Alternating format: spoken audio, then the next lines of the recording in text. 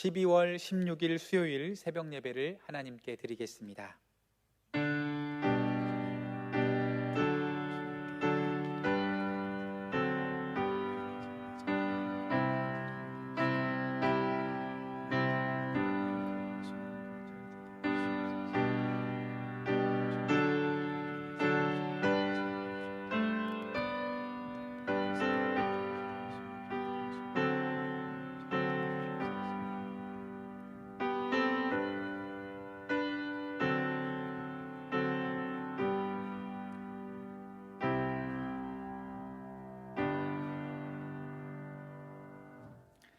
다 함께 사도신경으로 신앙 고백하겠습니다.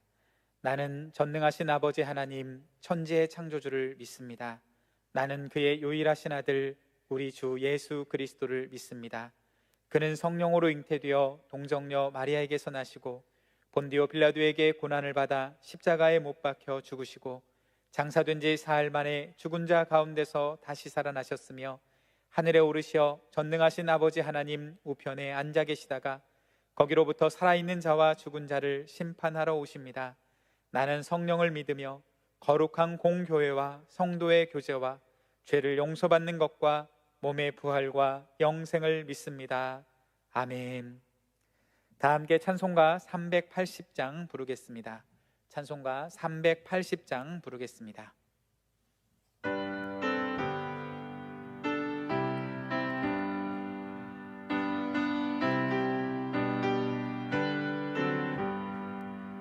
나의 생명 되신 주님 앞에 나아갑니다. 주의 흘린 보혈로 정죄하사 받아주소서. 날마다 주를 찬송하겠네. 주의 사랑 줄로서 나를 굳게 잡아 매소서. 괴로운 세상 지낼 때 나를 인도하여 주소서.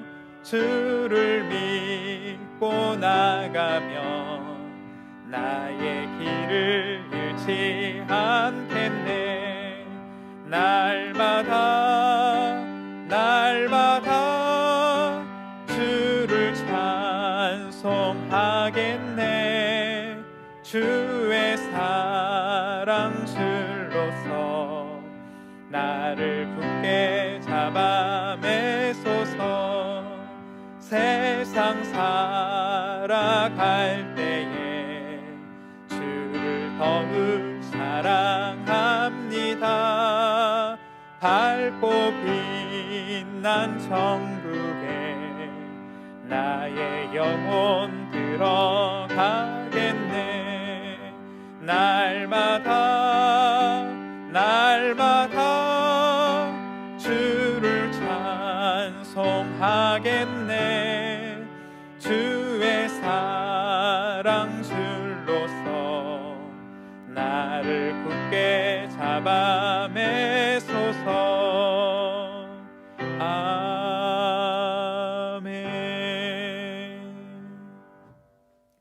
하나님께서 오늘 우리에게 주시는 말씀은 신약성경 베드로전서 2장 11절에서 25절까지 말씀입니다.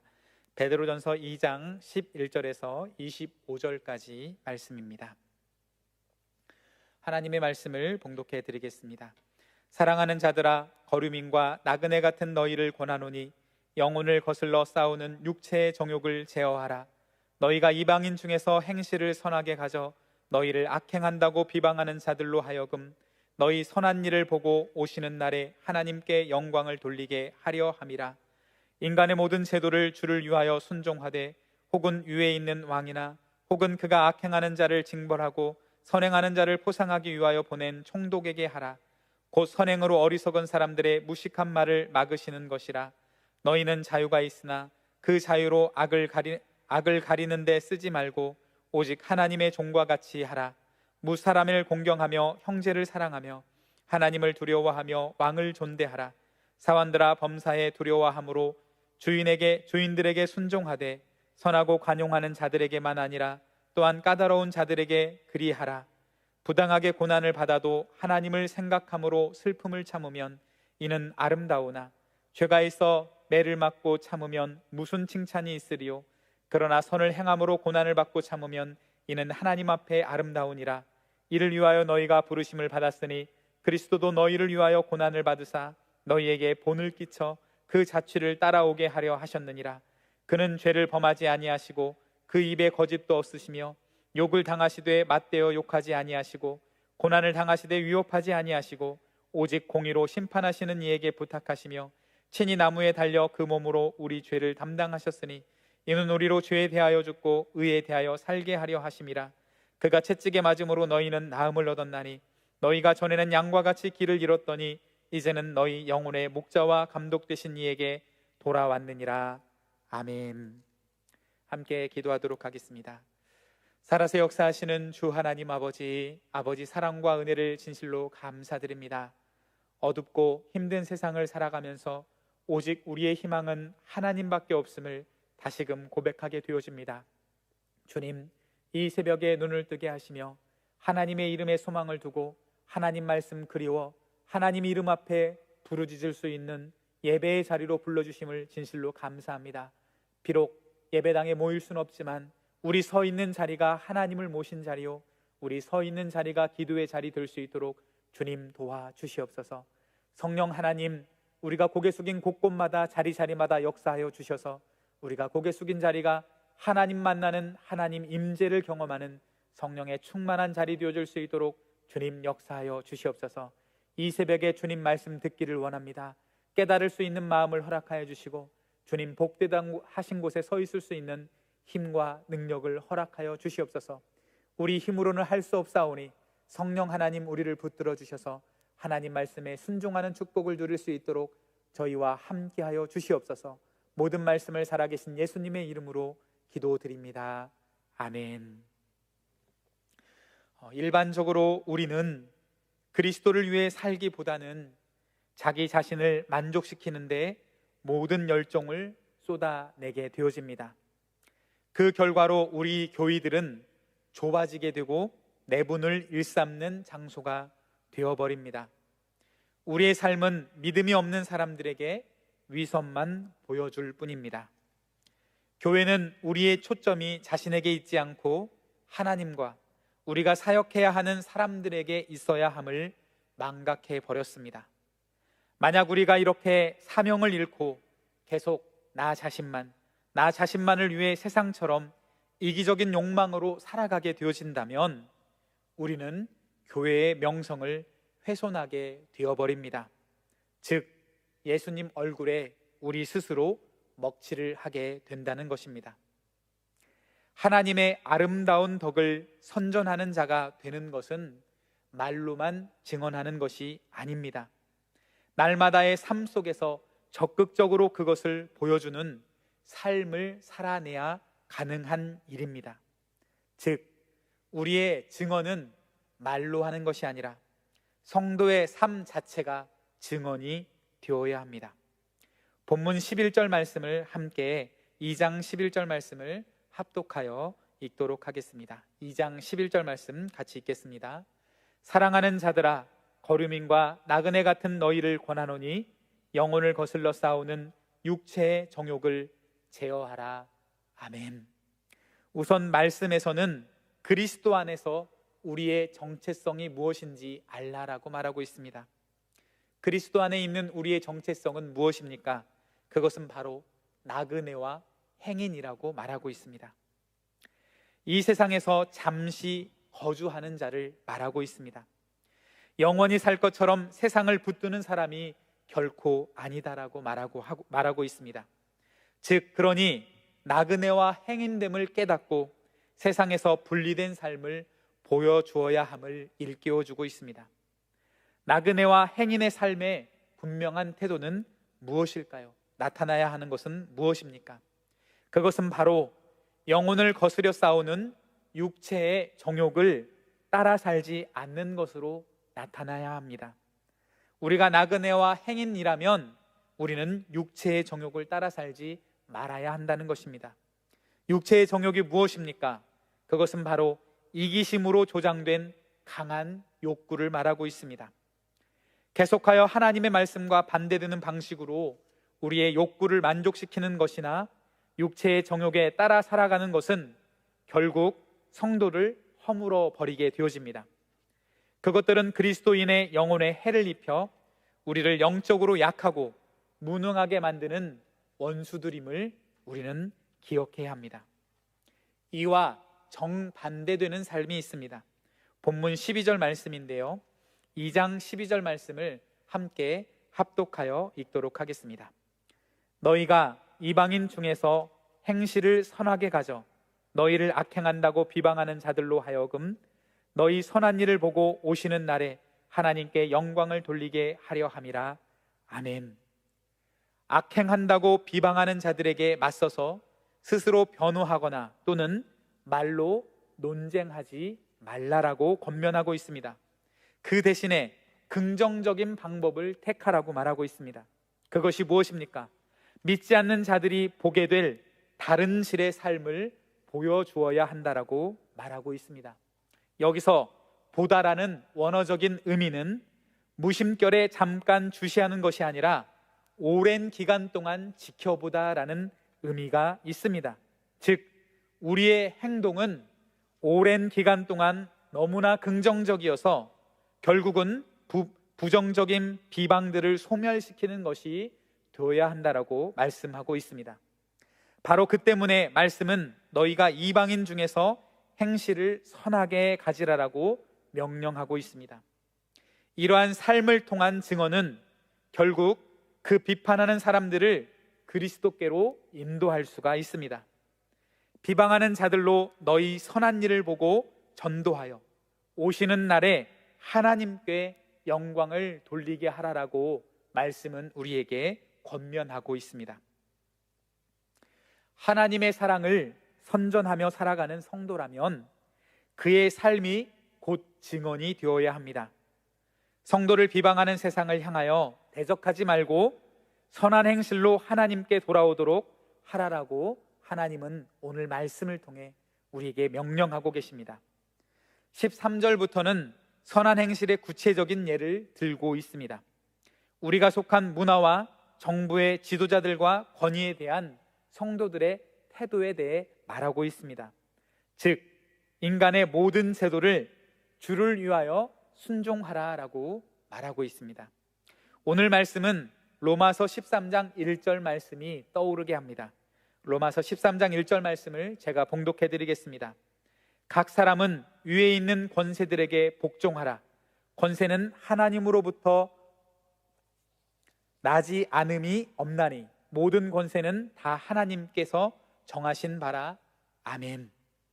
모든 권세는 다 하나님께서 정하신 바라라고 고백하고 있습니다.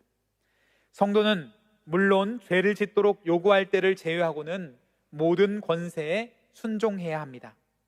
대부분의 세상의 법과 제도, 권위에 순종하는 것은 죄가 되어지지 않습니다.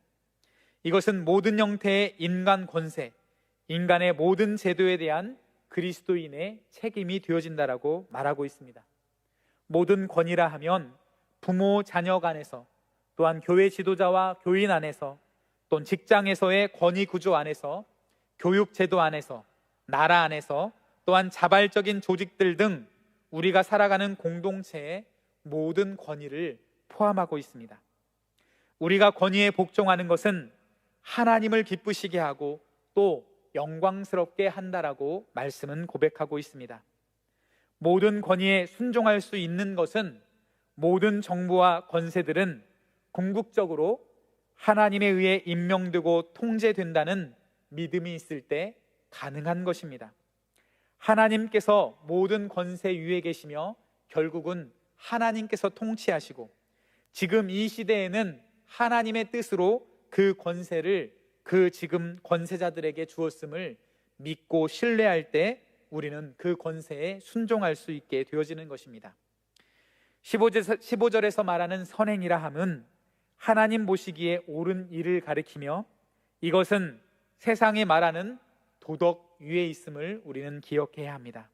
우리는 세상 사람들이 추구하는 도덕 위에, 그 선을 추구하는 사람들, 하나님의 자녀들, 하늘 권세를 살아가는 하늘나라의 백성들임을 기억해야 합니다. 이러한 세상을 감동시키는 행동은 믿지 않는 자들이 비방이 잘못된 것임을 드러나게 합니다. 또한 세상에 하나님의 성품을 비로소 드러낼 수 있게 되어집니다. 선한 행실의 구체적인 예로 모든 권세에 순종하라라고 말씀하고 있습니다. 말씀은 일상의 삶을 통한 적극적인 증언의 삶에 가장 가혹한 신뢰를 보여주고 있습니다. 정말 할 수 있습니까? 이렇게 돼도 이렇게까지 하나님 말씀에 순종할 수 있습니까? 라고 마치 묻고 있는 것만 같습니다. 자신에게 욕설을 퍼붓는 불합리한 주인이라 할지라도 그에게 복종해야 할까요? 본문 18절 말씀, 2장 18절 말씀을 함께 합독하여 읽도록 하겠습니다. 2장 18절 말씀입니다. 사환들아, 범사에 두려워함으로 주인들에게 순종하되 선하고 관용하는 자들에게만 아니라 또한 까다로운 자들에게도 그리하라. 아멘. 성도들은 두려워함으로 주인들에게 순종하라라고 말씀하고 있습니다. 이 두려움은 사람에 대한 두려움이 결코 아닙니다. 오히려 하나님을 경외하거나 두려워하는 태도를 말하고 있습니다. 우리가 복종하고 섬기는 동기는 단순히 주인이나 상관을 공경하는 것이 아닙니다. 고용주에게 우리의 순종의 동기는 우리의 일을 마치 하나님을 위한 일로 여기고 우리의 선한 행실로 하나님의 성품이 찬양받으시게 하라는 하나님을 공경하고 경유하는 데 있음을 우리는 기억해야 합니다. 선하고 관용하는 자, 즉 사랑하고 신뢰하는 주인, 그 상관에게 복종하는 것은 어려운 일이 아닐 것입니다. 그러나 모든 주인이 그렇지 않음을 우리는 잘 알고 있습니다. 까다로운 자들도 있습니다. 신체적으로 종들을 학대하거나 또는 임금 지불과 노동 환경과 일 자체에 대한 기대에 있어서 마음이 삐뚤어지고 부정적인 주인이 심지어 그런 환경에서조차 복종하라라고 말하고 있습니다. 종은 당장의 불의보다 더 큰 문제가 중요하다는 것을 이해해야 합니다. 그것은 나의 행위에 예수님의 이름이 걸려 있으며 또 나로 인해 죄의 종인 불합리한 주인이 구원을 받을 수 있다는 것을 알라라고 말씀은 우리에게 당부하고 있습니다. 범위를 학대해 부당한 고난의 고통을 경험한 모든 사람들로 확장하고 있습니다. 본문 19절과 20절 말씀, 2장 19절과 20절 말씀을 함께 합독하여 읽겠습니다. 19절 20절 말씀입니다. 부당하게 고난을 받아도 하나님을 생각함으로 슬픔을 참으면 이는 아름다우나 죄가 있어 매를 맞고 참으면 무슨 칭찬이 있으리요. 그러나 선을 행함으로 고난을 받고 참으면 이는 하나님 앞에 아름다우니라. 아멘. 말씀의 초점은 주를 위하여 선한 삶을 살아가는 데 있습니다. 성도가 하나님의 기쁘심을 위해 모든 것을 규정대로 함에도 부정적인 결과가 올 수 있음을 말하고 있습니다. 오히려 더 고통이 찾아올 수도 있습니다. 그럼에도 불구하고 애매하게 고난을 받으면서도 슬픔을 참고 견디는 성도들을 오늘 말씀은 칭찬하고 있습니다.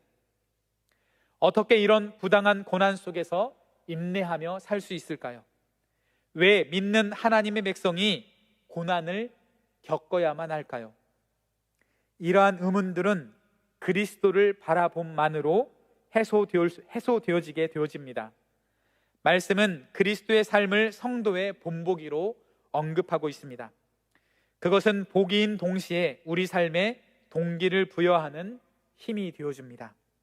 본문 21절과 25절 말씀인데요, 베드로전서 2장 21절에서 25절까지 말씀을 함께 합독하여 읽도록 하겠습니다. 같이 읽겠습니다. 이를 위하여 너희가 부르심을 받았으니 그리스도도 너희를 위하여 고난을 받으사 너희에게 본을 끼쳐 그 자취를 따라오게 하려 하셨느니라. 그는 죄를 범하지 아니하시고 그 입에 거짓도 없으시며 욕을 당하시되 맞대어 욕하지 아니하시고 고난을 당하시되 위협하지 아니하시고 오직 공의로 심판하시는 이에게 부탁하시며 친히 나무에 달려 그 몸으로 우리 죄를 담당하셨으니 이는 우리로 죄에 대하여 죽고 의에 대하여 살게 하려 하심이라. 그가 채찍에 맞음으로 너희는 나음을 얻었나니 너희가 전에는 양과 같이 길을 잃었더니 이제는 너희 영혼의 목자와 감독 되신 이에게 돌아왔느니라. 아멘. 예수님의 생애는 고난으로 가득 차 있습니다. 그분의 고난의 삶은 그분을 따르는 성도들을 위한 본보기가 되어진다라고 말씀하고 있습니다.